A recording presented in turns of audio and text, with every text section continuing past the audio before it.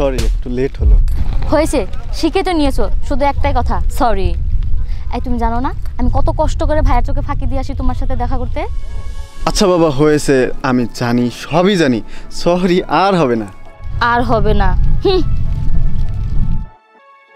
একটু চোখটা বন্ধ করো তো। কেন চোখ কেন বন্ধ করবো? আহা, করো না।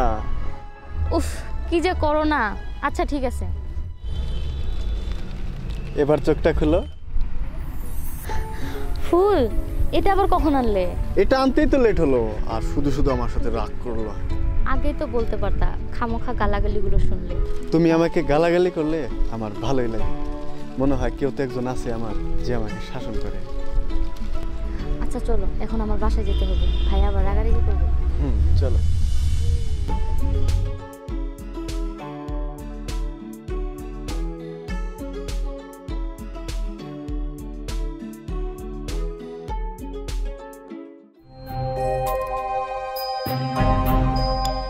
আচ্ছা ভাইয়া, আমি 2-4 দিনে যেতে পারবো না, বাসায় আমার অনেক কাজ আছে, তো কাজের চাপে আমি তো যেতে পারছি না।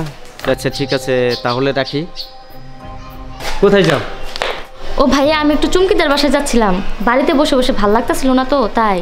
ও, আর একটু জলদি এসো, আজকে তোমাকে ছেলে পক্ষ থেকে দেখতে আসবে। দেখতে আসবে মানে? আমাকে একটু জানানোর প্রয়োজন মনে করলে না? এই তো জানিয়ে দিলাম, বাবা মারা যাওয়ার আগে তার বন্ধুর ছেলের সাথে তোমার বিয়ে ঠিক করে রেখে গিয়েছিল, আর বলে গিয়েছিল তার শেষ কথাটা যেন রাখি। তাছাড়া আমার কিছু করার নেই, তোমারও কিছু করার নেই। তাছাড়া ছেলেটা অনেক ভালো, শিক্ষিত এবং ভালো একটা ফ্যামিলির ছেলে, আর আমি তোমার ভাই, আমি যা করবো তোমার জন্য ভালোই করব। কিন্তু ভাইয়া। কোনো কিন্তু শুনতে চাই না। কোথায় যাবে যাও, আর জলদি ফিরে এসো কিন্তু।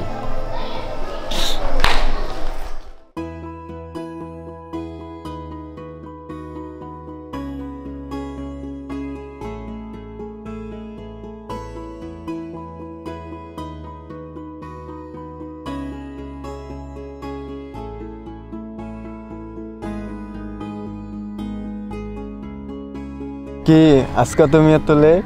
ওই তো ভাইয়ার প্রবলেম হয়েছে, বলতে হবে না, বসো।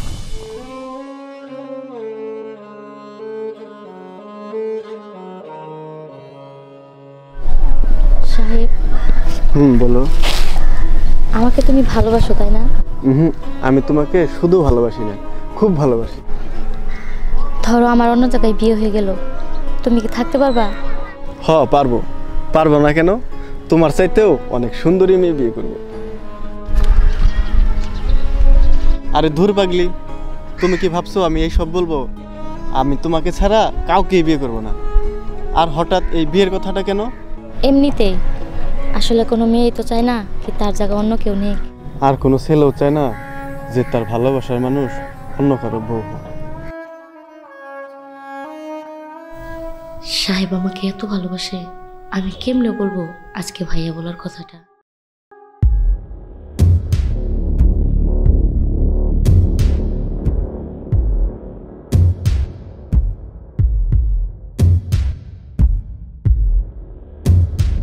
সাহেব, সাহেব, আরে কি হয়েছে তোর? সেই কখন থেকে দেখছি চুপচাপ আছিস। আজ 3 দিন হয়ে গেল, শিরিনের কোনো খবর পাচ্ছি না। ফোন দিলাম, 3 দিন থেকে তাকে ফোনেও পাচ্ছি না। সাহেব, কেন যে রাখছিল এই নামটা? শুধু নামটাই সাহেব। এই সাহেব নামের মানে কি রে বলতো? সাহেব, সাহেব মানে তো অনেক বড় লোক। আচ্ছা, তুই এই নামের পেছনে পড়ে আসছিস কেন? শুধু নামটাই বড় লোক, কিন্তু কোনো কিছু নাই। বড় লোক তো শিরিনরা। যদি বড় লোকই হতাম তাহলে তো ওদের বাসায় বিয়ের প্রস্তাবই নিয়ে যেতাম।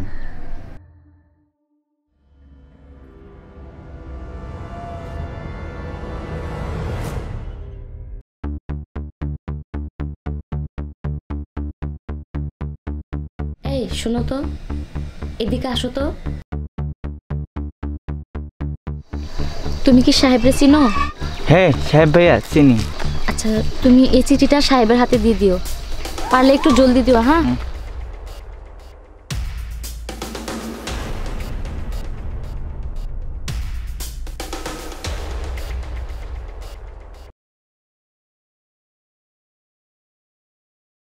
আরে আরফান, তুই? সাহেব ভাইয়া 3 দিন আগে একটা আপু এসে আমাকে এই চিঠিটা দিয়ে গিয়েছিল। আমি তো কাজের চাপে ভুলে গিয়েছিলাম।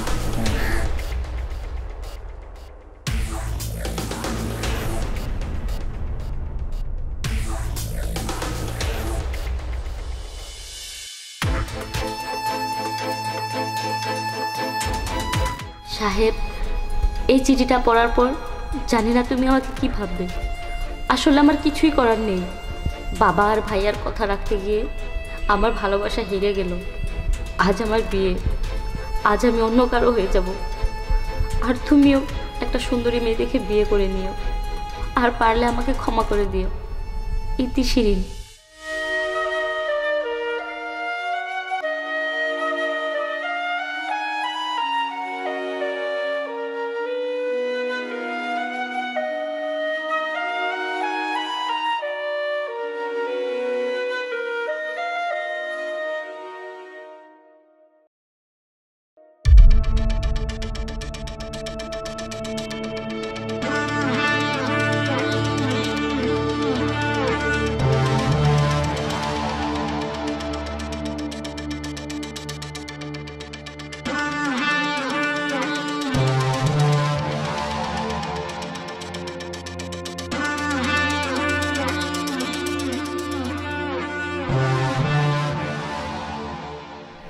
আর কত নেশা করবি? জীবনটা তো নেশা করে শেষই দিলি। নেশা? কে নেশা করে? আমি তো কোনো নেশা করি না।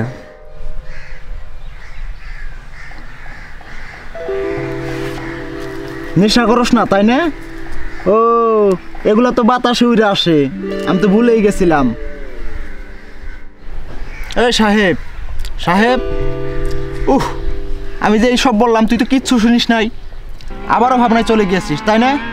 ওই হ্যাঁ সাহেব। ভাবনায়? কই না তো, আমি তো কারো কথা ভাবছি না। ওকে তো আমার মনেই হয় না। মনে হয় না তাই না? এ আজ সকাল থেকে এই পর্যন্ত 114 বার মনে করলি, আর এইবার দিয়ে 115 বার হলো। বিশ্বাস করবি না বলে দেখ, লিখে রাখছি। এই যে দেখ, 114 বার আছে, হিসাব করে দেখ। এই যে 115 বার হলো। এত মনে করি আমি ওকে, যে নাকি আমাকে ছেড়ে চলে গিয়েছে আর আমাকে কষ্ট দিয়ে অন্যের সাথে সুখে সংসার করছে। 6টা মাস হয়ে গেল, একটা মিনিটের জন্য ভুলতে পারলি না। এই জীবনে মনে হয় তুই আর ওকে ভুলতে পারবি না।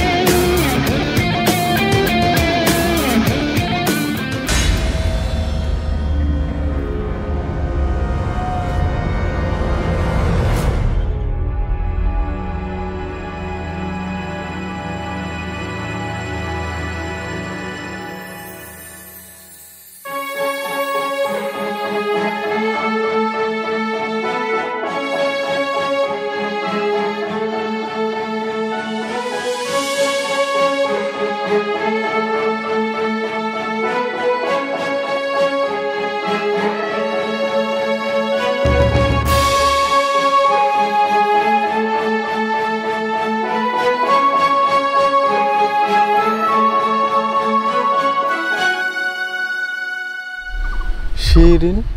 হ্যাঁ, এটা তো আমার মায়ের নাম। আপনি আমার মাকে চিনেন? জি চিনি।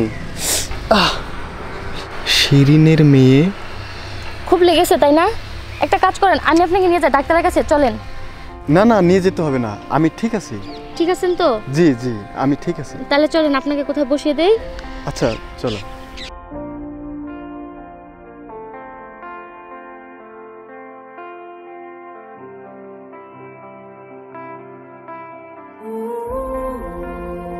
আচ্ছা আঙ্কেল, আপনি আমার মাকে কিভাবে চিনেন?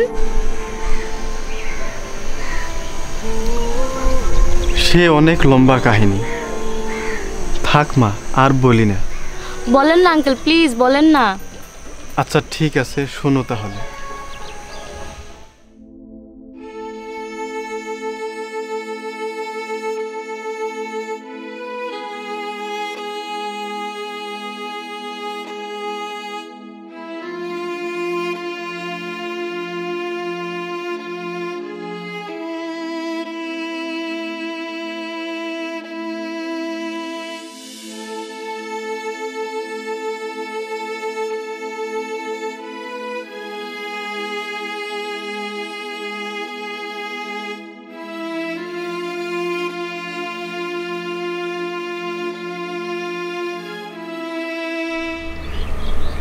সেই দিন যদি চিঠিটা পেতাম, হয়তো শিরিন আজ আমার থাকতো। আসলে আপনার কপালেই ছিল না, আর মামা কাজটা একদমই ঠিক করেনি। এসব বাদ দাও, এখন বলো তোমার মা কেমন আছে? মা মা তো আমি জন্ম হওয়ার সময় মারা গিয়েছে। কি মারা গিয়েছে? যেই মানুষটির উপর আমি এতটা বছর অভিমান করে আসছি, সেই মানুষটি আর দুনিয়াতে নেই।